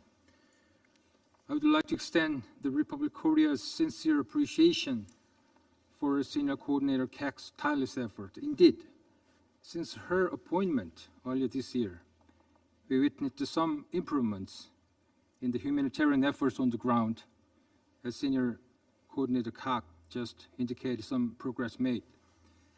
Nonetheless, as the current situation shows no clear sign of ending, the humanitarian catastrophe in Gaza is also being extended, exacerbating the long-standing suffering of Gazan civilians, especially women and children, as famine deepens. Sadly, this tragic trend has not changed, despite numerous Security Council meetings, the adoption of Resolution 2728, demanding an immediate ceasefire, and ongoing diplomatic efforts by US, Egypt, and Qatar. Mr. President, the Republic of Korea takes note of Israel's announcement earlier this month to open further access points into Gaza, including the opening of the Ashdod port and the Erez crossing, and to enhance deliveries from Jordan. During this Council's meeting last month, Ms. Kek mentioned these measures as possible ways to enhance life-saving assistance into Gaza. Without the lifting of all barriers to ensure sufficient and sustained humanitarian assistance and scale, the suffering of civilians in Gaza will intensify even further. As a close friend, the Republic of Korea calls on Israel to swiftly implement these commitments, as such measures will not only ease the suffering of Palestinians, but also enhance the credibility of Israel in the international community, and actions speak much louder than words. As the most efficient and swift routes for the delivery of humanitarian aid is through land crossing, we hope that all possible land crossings, including Karni, can soon be opened widely. The use of maritime corridors, being an important supplement for land crossings, should also be enhanced. And in this regard, we really appreciate efforts to expand the use of sea routes by relevant countries, including the US and Cyprus. As this Council has repeatedly stressed, the safety and security of humanitarian workers, whichever their nationalities are, must be guaranteed. Notification and deconfliction mechanism must be fully internalized in the systems and operations of the parties. Lastly, we would like to reiterate our firm positions that an immediate ceasefire is essential to end the humanitarian suffering in Gaza and simultaneously lessen regional tensions. Another major military operations, including the looming ground operation into Rafah, must not be realized. And based on the ceasefire, Senior Coordinator Kek's other major mandate, reconstruction, should begin, considering Gaza's immense need. To resume meaningful negotiations toward the vision of the two-state solutions, a ceasefire and the reconstruction of Gaza are essential. I thank you, Mr. President. I thank the representative of the Republic of Korea for their statement, and I give the floor to the representative of Slovenia. Thank you, Mr. President. I also thank Senior Humanitarian and Reconstruction Coordinator for Gaza, Ms. Kag, for her briefing to the Council, and we welcome her update on the implementation of her mandate in line with the Resolution 2720. Colleagues, in Resolution 2720, the Security Council demanded that parties to the conflict allow, facilitate, and enable the immediate, safe, and unhindered delivery of humanitarian assistance at scale directly to the Palestinian civilian population throughout Gaza Strip. People are dying in Gaza due to malnutrition and dehydration. This is not assistance at scale. People are dying in Gaza collecting assistance. This is not safe. People are dying in Gaza as basic humanitarian and medical items are denied due to dual use. This is not unhindered. People are still dying in Gaza as they do not get adequate assistance today. The resolution was adopted in December. This is not immediate. Slovenia is deeply concerned over the continuously deteriorating humanitarian situation in Gaza, reaching catastrophic levels and imminent famine. We remain profoundly concerned over the threat of a full-scale operation in Rafah, and we join other members on the Council and call on Israel not to carry it out. We call for the removal of all barriers to the delivery of humanitarian assistance, as stipulated in Resolution 2720. This includes opening all available routes and border crossings. We call on Israel to fully implement the announced opening of the Erez crossings and the use of Ashdod port. We stress the importance of facilitating the delivery of humanitarian aid from Jordan and Egypt. Madam Kag, we welcome your efforts to ensure the implementation of Resolution 2720 and to establish the mechanism for facilitation, acceleration, and verification of humanitarian relief for Gaza. We welcome your engagement with a number of partners. We deeply appreciate efforts of countries in establishing a maritime corridor and continuing to give hope through airdrops. However, we underline that land routes remain the safest and the most efficient way of delivering assistance at scale. We are particularly concerned over the safety and security of UN humanitarian personnel working in Gaza. Much more is left to do to ensure full implementation of Resolution 2720. This includes significant improvements in the deconfliction mechanism, the removal of constraints to fuel supply, addressing delays and insecurities at checkpoints, and allowing the entry of appropriate safety equipment for UN and humanitarian workers. While we welcome the recent entry of 15 out of 30 new trucks to enhance delivery, we underline that many trucks have been destroyed in the ongoing conflict. All these barriers inevitably hinder the UN capacities and efforts. Slovenia believes a number of barriers can be lifted with political will only. This includes better border crossing coordination and smoother inspection processes, as well as sufficient number of drivers and trucks being cleared for use. It includes the full use of existing capabilities, such as UNRWA, which remains the backbone of the humanitarian response in Gaza. And it includes ensuring safety and security to humanitarian workers and drivers, also in different high-risk areas throughout Gaza. At the end, and very importantly, it includes greater predictability in aid delivery. Slovenia repeats its call for the full implementation of 2712, 2720, and 2728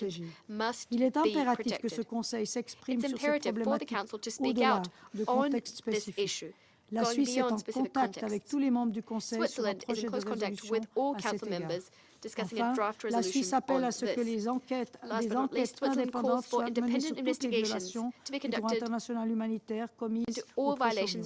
Les auteurs de toutes ces violations doivent être amenés à rendre des comptes. Monsieur le Président, je le répète, President, mise en œuvre immédiate let me des repeat résolutions de ce what I already Conseil, said. The un immediate cessez-le-feu, implementation of Council l'acheminement de l'aide resolutions, a humanitaire à Gaza ceasefire, de the manière safe, sûre, rapid, and rapide et unfettered sans delivery of entrave, humanitarian ainsi que la aid libération to des Gaza otages doivent and être the notre release of priorité. hostages En tant que must be our membres du top Conseil de priority. sécurité, As members nous of the devons Security redoubler Council, d'efforts pour we're y duty bound parvenir le plus to rapidement step up our possible efforts et to pour achieve éviter à this as tout quickly prix as une possible escalade and to régionale avoid an even encore more plus grave. serious C'est regional une escalation condition at all sine costs. qua non This is a si l'on sine veut qua non redonner aux populations condition la if we are perspective to d'un give avenir people back the pacifique prospect où of a elles pourront vivre peaceful dans la dignité future et la in which sécurité. they'll be able to live in La Suisse dignity reste prête and à soutenir security. les efforts qui Switzerland peuvent stands faire ready renaître to support l'espoir de efforts paix that can à revive travers the une hope of solution peace avec deux through États a solution démocratiques, that involves Israël et two democratic Palestine, states, vivant Israel côte à and côte, en Palestine, paix, living side à by l'intérieur side de in frontières peace sûres et within reconnues, secure and recognized basées sur les borders frontières de based on the borders of 1967, y compris 1967, avec Gaza en including tant que partie Gaza intégrante as an d'un État integral palestinien. Je component vous of a remercie. Palestinian I state. thank the I thank you. representative of Switzerland for their statement, and I give the floor to the representative of Japan.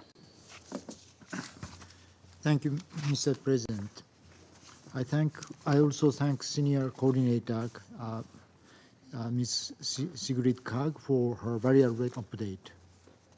The current situation in Gaza, which began 200 days ago with the brutal terror attacks by Hamas and other groups, has led to unprecedented destruction and humanitarian catastrophe. Around half of the Gaza's population, approximately 1.1 million people, are at risk in entering the most severe stage of famine.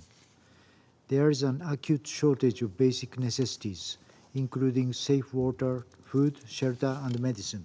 The gravity of the crisis in Gaza cannot be stressed enough. In light of the extreme challenge, we highly respect Ms. Kaag's tireless efforts to streamline and expedite the delivery of humanitarian aid to Gaza by proposing a UN mechanism in line with Resolution 2720. We fully support the role of UNOPS in this regard.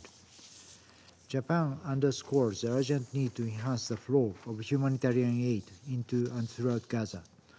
We call on Israel to reopen land crossings, particularly the Karni crossing, to ensure the steady flow of aid. The land routes and more entry points into Gaza are vital, with no viable alternative. We also support the activation of a maritime corridor to ensure the aid reaches those in need. Japan also echoed and with the support of the voices of more protection of the humanitarian aid workers. Mr. President, UNRWA plays a central role in Gaza's desperately needed humanitarian operations, and there is no substitute for its essential functions. In this regard, we welcome the final report and the recommendations of the independent review group and hope UNRWA will steadily implement these recommendations. Japan has resumed its funding to UNRWA since April 2nd and has already disbursed approximately $35 million since then.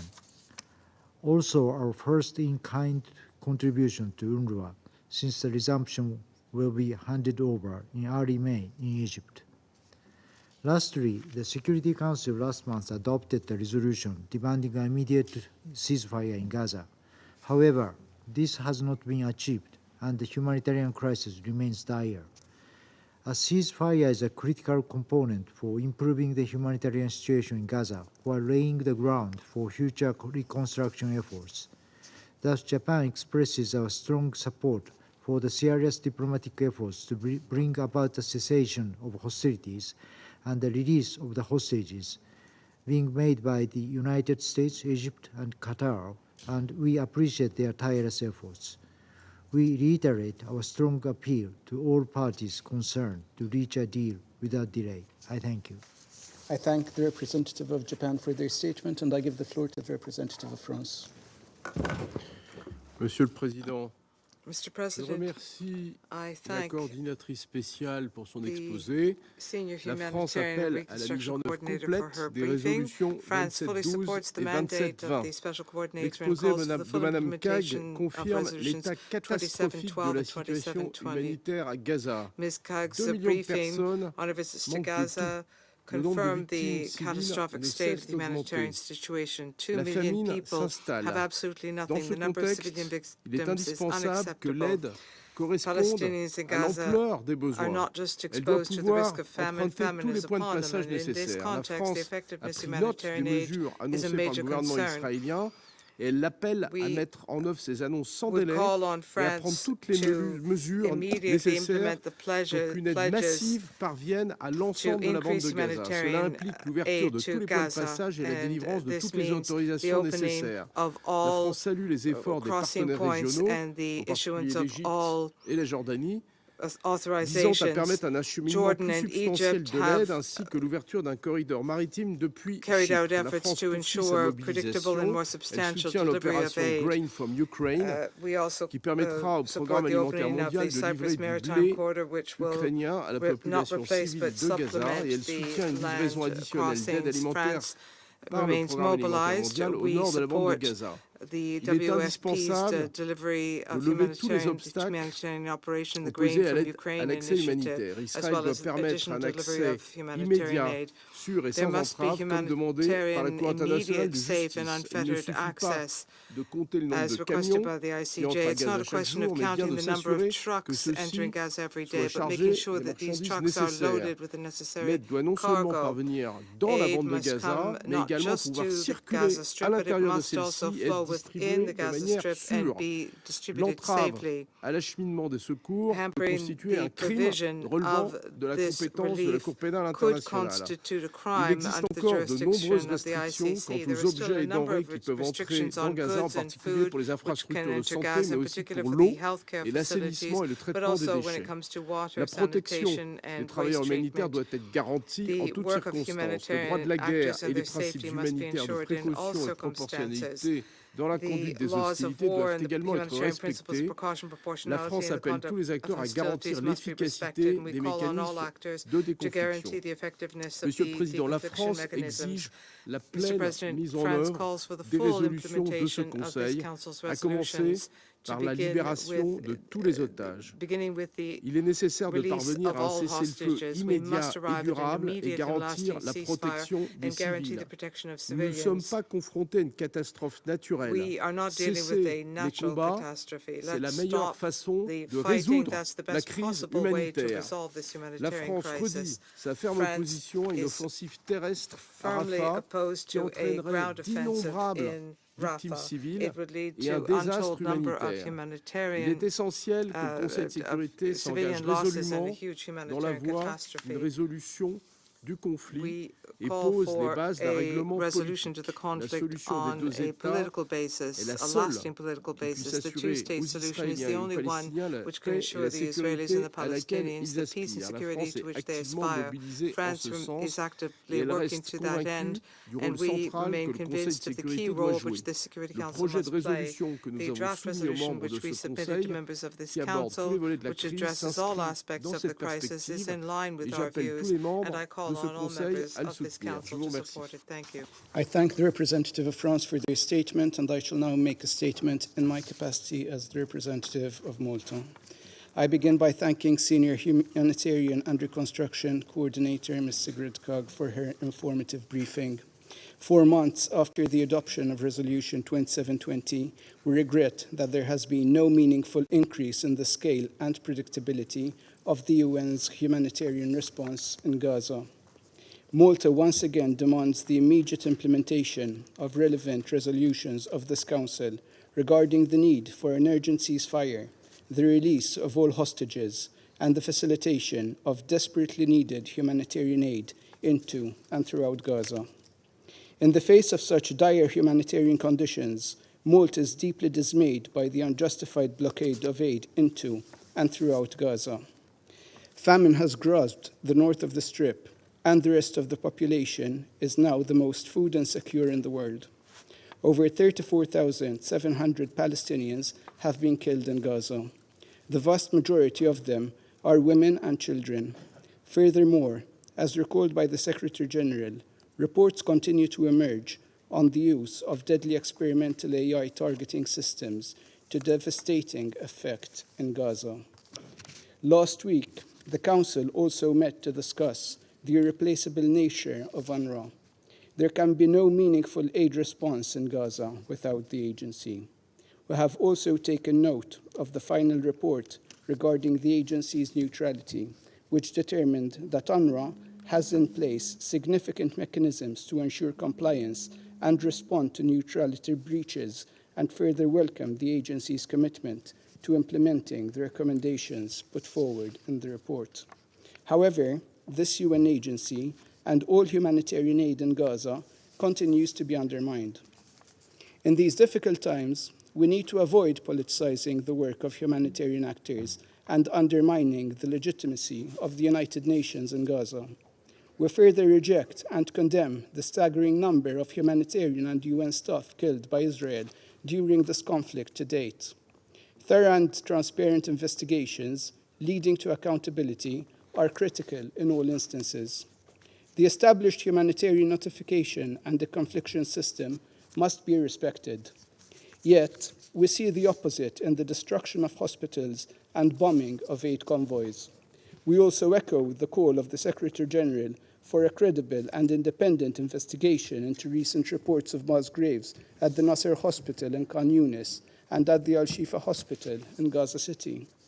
The provisional orders of the International Court of Justice on 26 January and 28 March, including those regarding the delivery of humanitarian aid into and within Gaza, must be complied with. While Malta positively notes the ongoing attempts to move aid via alternative routes to Gaza, mainly by air and sea, land access provides the only suitable aid modality that can immediately and comprehensively arrest the humanitarian crisis. We are encouraged by the promises made by the Israeli government regarding the opening of Ashdod port and its crossings for humanitarian aid. We reiterate our call for such measures to be retained and strengthened in order to address the devastating situation on the ground. While we recognize the 8 World Food Programme trucks which have entered the port in the last number of days, the volume is insignificant when compared to humanitarian needs, what was called for, and what was promised. Israel must do much more to abide by its legal obligations as a UN member state, a party to this conflict and an occupying power. This includes opening those crossings to allow for the safe passage of aid into and throughout Gaza. The UN must be allowed to scale up their response in Gaza in a meaningful and principled manner. Aid delivery must not form part of political negotiation. In conclusion, we reiterate our support for the work of the UN, Ms. Gag and her team. Malta will continue to underline the need for a massive aid scale-up to address the need of those who are suffering the ongoing catastrophic conditions within Gaza. I resume my function as President of the Council, and I now give the floor to the representative of Israel. Thank you, Mr. President. First and foremost, we wish to thank Senior Humanitarian and Reconstruction Coordinator Ms. Kach for her briefing, as well as for important work on the ground. Mr. President, since Ms. Kach's appointment to the role of Senior Humanitarian Coordinator following the adoption of Security Council Resolution 2720, Israel has done its utmost to grant Ms. Kach and her staff the highest levels of support and cooperation. We greatly value the ongoing discourse with her, which is of course vital in order to promote the very important efforts in the humanitarian domain. We will continue to work closely with Ms. Kach and her team. Mr. President, despite immense obstacles on the ground, since October 7th, Israel continues to elevate and step up its support to the humanitarian efforts and has found creative solutions despite extremely complex and challenging circumstances, significantly active Hamas actions to hamper and clash with these initiatives. Despite this, Israel's ongoing efforts have brought about substantial results on the ground, with a dramatic increase in the volumes and quantities of aid over the course of the last several months. With regard to the flow of aid into the Gaza Strip, in recent weeks, a daily number of between 300 to 400 trucks carrying aid and essentials were inspected and granted access by the Israeli authorities. Since October 7th, more than 25,000 trucks carrying almost 500,000 tons of aid have been able to access into the Gaza Strip. Significantly, the number of trucks inspected and approved in recent weeks is meaningfully higher than in previous months, and was made possible due to the Israeli authorities' ongoing efforts to increase the activity at the Kerem Shalom and Itzana crossings. Moreover, Israel recently announced the opening of Gate 96 crossing, which is utilized for direct humanitarian access to the northern part of the Gaza Strip, and will soon allocate the opening of another route that will enable more aid to be shipped from Ashdod and other locations. Alongside this, recent days have seen more aid trucks using the route via Jordan. This channel, known as the Jordanian Channel, which was coordinated jointly between Israel and the Kingdom of Jordan, will allow 100 Jordanian military trucks to enter every day, 3 days a week. This will be in addition to the UN's aid trucks that will use this route 3 days a week too. Last week, we already witnessed a record of 200 trucks using the route from Jordan, and we expect to see even higher numbers in the future. The establishment of vital infrastructure is also underway. Israel wishes to take this opportunity to thank the many countries and organizations involved in the construction and operation of field and floating maritime hospitals, including those currently in the final stages of establishment. Israel stands ready to provide any further support needed in these matters, including the ongoing transfer of patients to third countries and the entry of ambulances to Gaza. As for water supply and access, Israel recently repaired 2 additional vital water pump lines, the Nahal Oz line, which will supply water to the northern Gaza Strip, and the second Bnei Sohela line. In this regard, Israel's recent support to the reactivation of wells in the northern Strip is also important to mention. Earlier this week, 4 tankers of cooking gas and 4 tankers of fuel designated for the operation of essential infrastructure entered the Gaza Strip. We also note that 25 bakeries are currently operational in Gaza, providing over 3 million breads, rolls, and pita daily. In addition, in March and April alone, around 7,000 aid packages were dropped by air into Gaza, with over 1,600 aid packages specifically for the northern part of the Gaza Strip. Mr. President, these steps and others were all made possible through the commitment of the Israeli authorities to the humanitarian efforts, as well as our coordination and joint work with different partners in the region and beyond. In this regard, Israel wishes to commend the U.S. for its immense efforts on the humanitarian front, led on the ground by Ambassador Satterfield. Mr. President, while Israel has clearly stepped up its efforts, this according to external sources as well, it is essential that the UN steps up its capabilities too. As growing numbers of trucks are inspected and enabled entry from Israel's side, we are concerned that these amounts of aid are not always swiftly distributed in the Gaza Strip. As reported recently, the main problem at the moment is not getting assistance into Gaza, but rather getting it distributed within the Gaza Strip. Unfortunately, there have been several occasions lately where large numbers of trucks carrying aid, after being inspected and enabled passage by Israel, stood ready and waiting on the Gaza side of the Kerem Shalom crossing. Without being dealt with by the UN, they stood there for days. On certain days, almost 3 times the amount of aid entering was piled up on the Gaza side. The aid distribution was therefore impacted and delayed. The truckloads on the Gaza side at times reached several hundred, were attended to at a later stage, but this creates a bottleneck obstacle at the crossing. This logistical gap impacts the flow of delivery. The UN must find solutions to this logistical gap and, among other things, extend its hours of activity, increase the number of trucks, as well as initiate more convoys to northern Gaza, especially as looting incidents have in late been reduced in that area.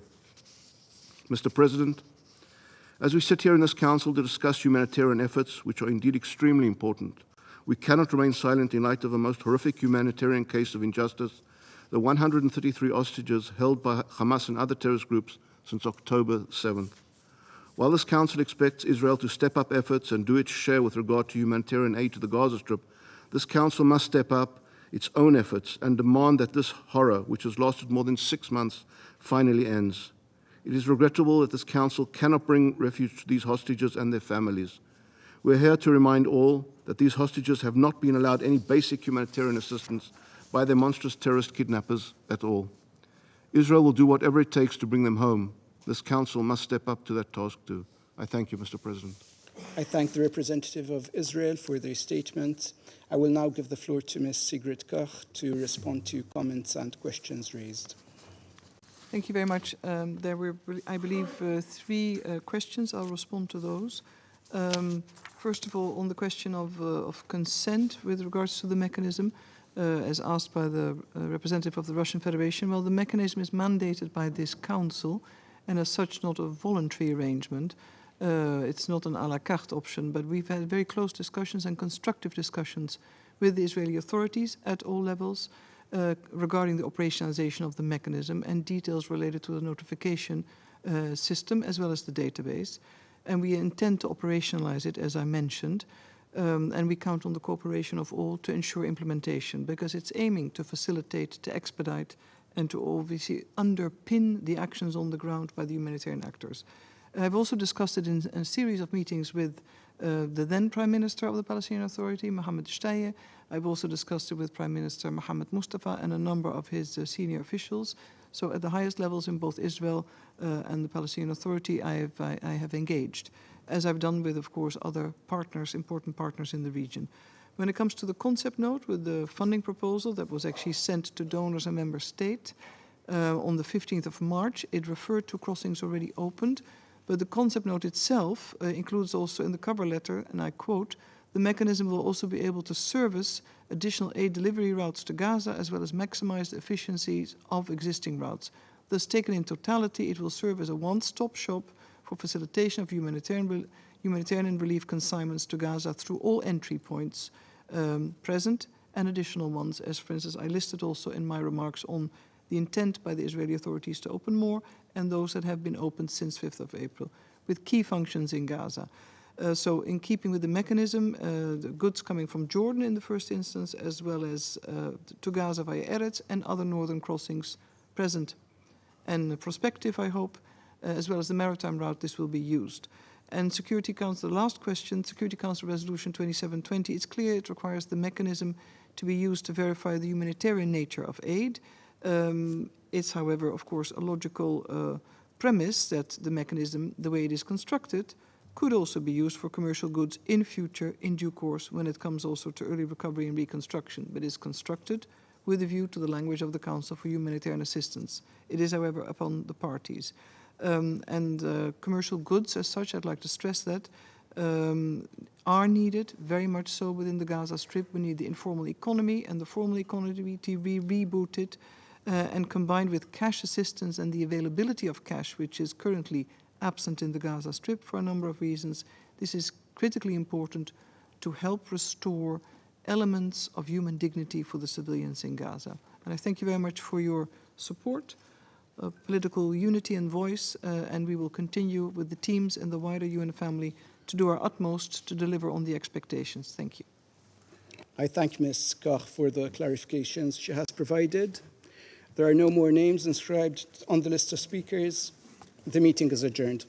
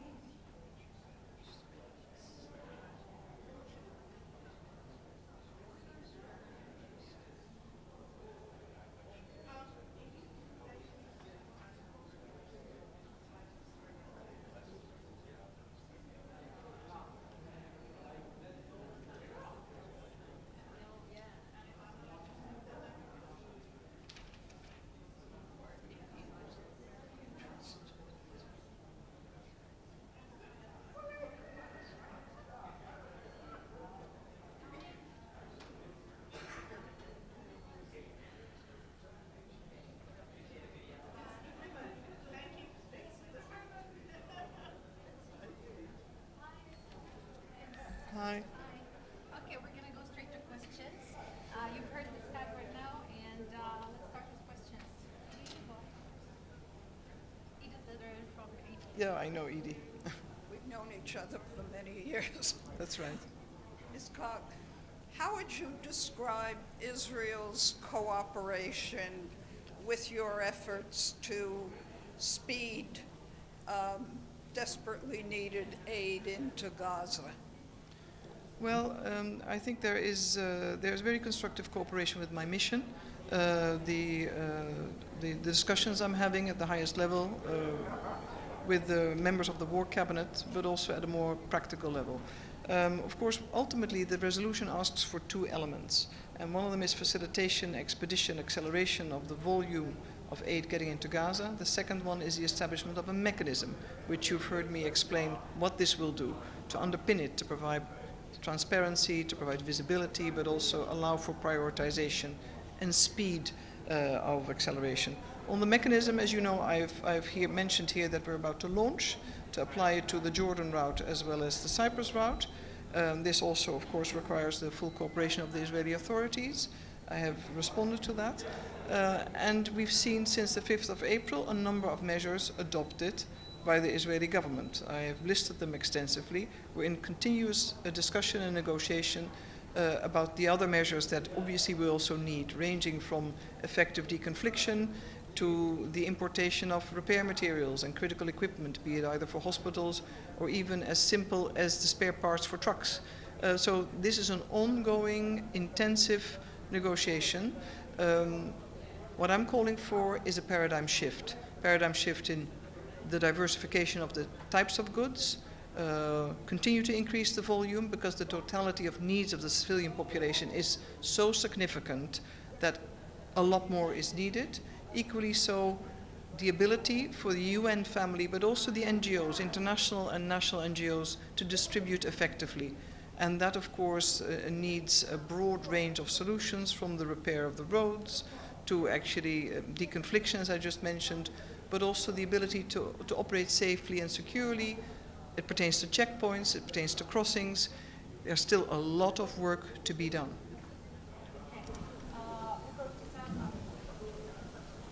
Thank you. My name is Ibtisam Azim, Al-Arabi Al-Jadid newspaper. I have first follow-up on the issue of mechanism that you talked about. How is this, because it's not clear for me the details, if you could give us a little bit more examples so that we better understand what we are talking here about. And then the other question is on the port and the Cyprus corridor. Yes. Are they connected, or like is the corridor from Cyprus has anything to do with the port that the Americans want to establish? Do you need this port really or not? Thank you. Well, let me take a step back. I've always said from the beginning, and I've repeated it here, the maritime corridor is no substitute for land routes. For me, and for I think you've heard everybody else say this too, it's about land, land, land. It's quicker, it's cost efficient, it's easier, and that was, of course, the situation before the 7th of October. So we need to continue to focus all efforts on the land routes. That's also why it's been important that from the 5th of April, Ashdod has temporarily been made available, that Erez crossing can be used, and that other crossings, as you've heard the Israeli representative just remark, will also be used. It's all about land. Now, the additionality that the maritime corridor can provide is important. It's welcome, but it's additional and no substitute. How the maritime corridor and the port are connected? Well, you need to leave from Cyprus. The goods will be cleared there. Goods will arrive. Humanitarian goods will be cleared, will be security checked. They'll be shipped. And then there's a pier that's currently pier/port being constructed by the US, where the goods will be received, so to speak, and distributed, will be received and distributed by the international community across the entire Gaza Strip. For the UN, we have determined a number of parameters under which the UN family is able and in a position to receive and distribute the goods. But there are also a number of international NGOs that are considering participating in the distribution of goods that come via the maritime corridor. How does the mechanism fit into this? It's the Security Council that said, let's have a mechanism. So we've built a database in which you inform you're a member state or an organization of goods category X coming. They'll be pre-notified, they'll be cleared, and then they'll be shipped. And it will ease the process, at least as planned, it will ease the process of clearance, security checks, and also, of course, the arrival and the quickly onward distribution within Gaza. That's the plan.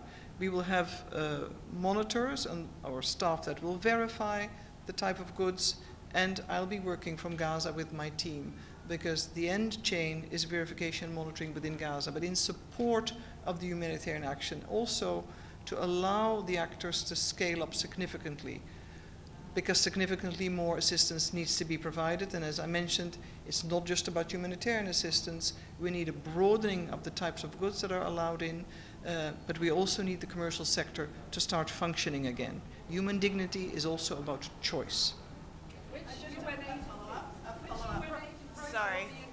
Sorry, just a follow-up. Michelle Nichols from Reuters. A follow-up to what you were talking about, the parameters that the UN's outlined regarding UN involvement in accepting goods that come off the pier. Can you tell us what they are, and is that to do with the Israeli military potentially providing the security for this US pier? And then just more broadly, is there enough aid getting in to avert famine? Well, I think on your last point, our collective effort, of course, are to avert a famine. What we certainly know is that there is still a significant number of children, those who are vulnerable, on a very high end of the scale of malnutrition. Food insecurity is very, very high.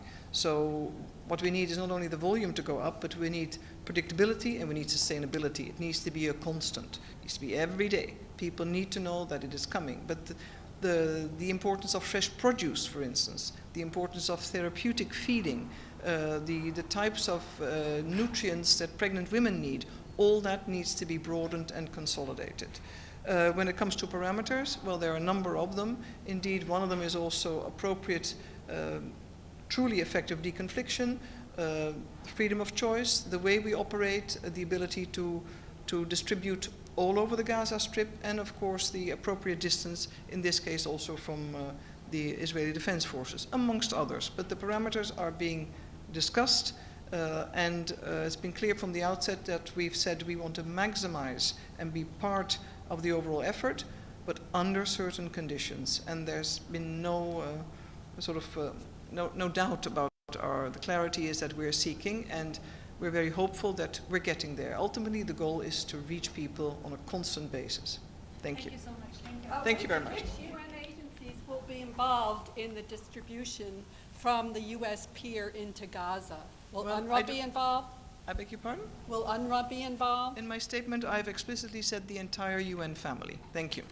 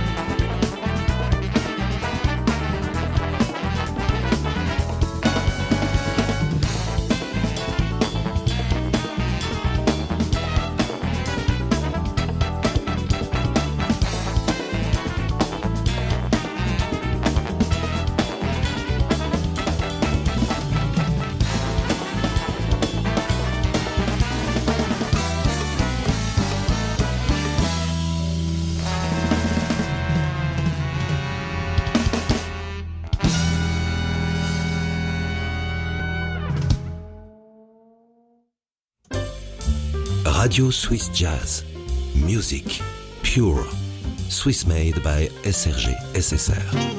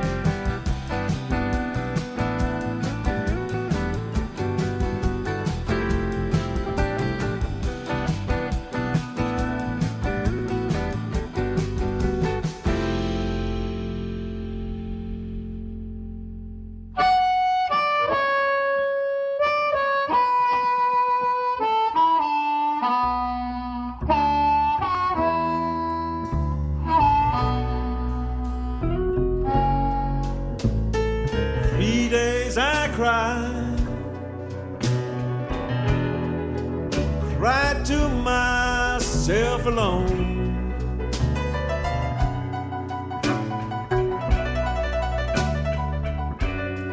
3 days I cried to myself alone.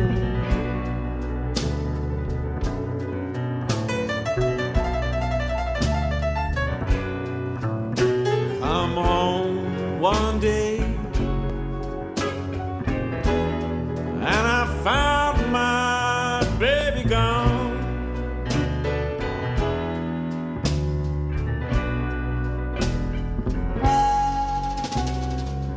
lonesome in my bedroom, worries on my mind.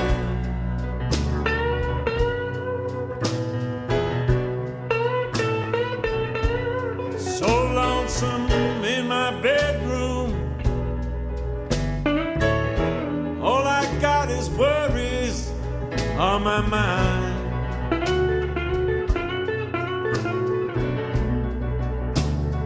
You know, I got the blues in my bed now,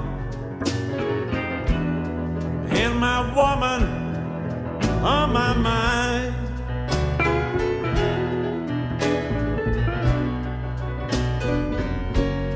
She's in my dreams, most everywhere I go.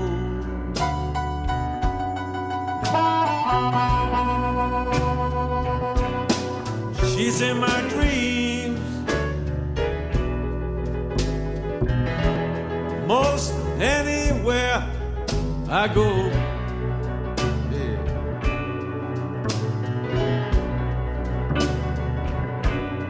I know,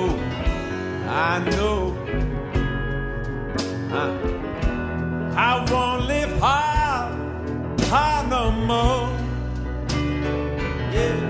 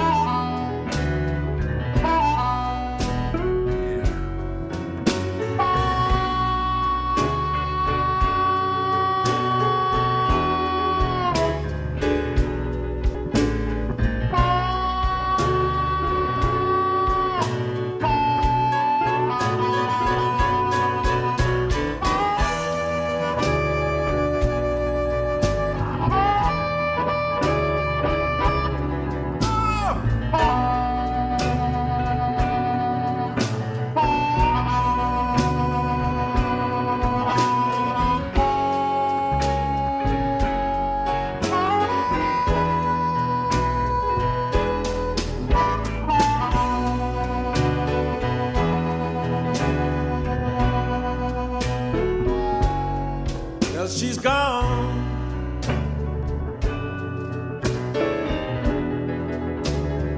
Tell you the reason why.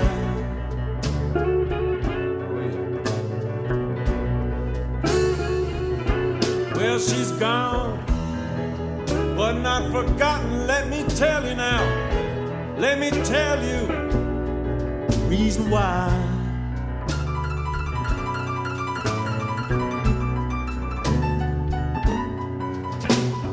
Got the blues in my bed now, my baby on my mind.